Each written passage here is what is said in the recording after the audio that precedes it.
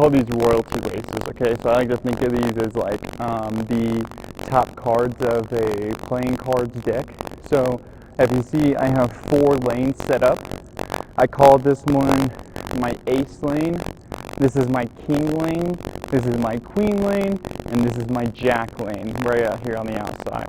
So essentially what's going to happen is each lane is designated for the placement of the last race. Okay, so you can split them up randomly at first, but from the jack lane, now what's going to happen is we're going to have, hopefully you can get them to be in groups of 4. That's the most optimal.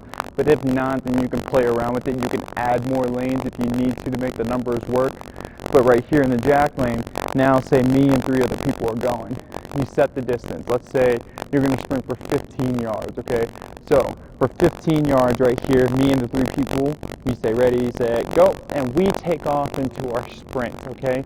And based off the placement of what you get in that race determines what lane you will be in for the next one, okay? So let's say I start off in the jack lane and I get first.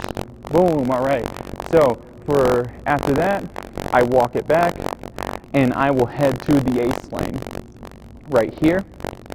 Then the queen lane will run, the jack lane will run, the king lane will run, and the ace lane will run. So now when everyone has ran once, based off of the position they got in their specific lane, they now move to their new lane, okay? So first place of every single lane will now move to the ace lane. Second place will move to the king lane. Third place will move to the queen lane.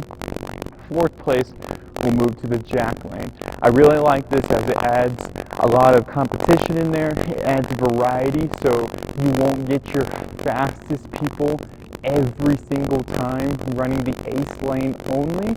It is able to diversify the amount of speed, and that way each athlete is getting a different look on the 3 people that they're racing against right there. Those are royalty races.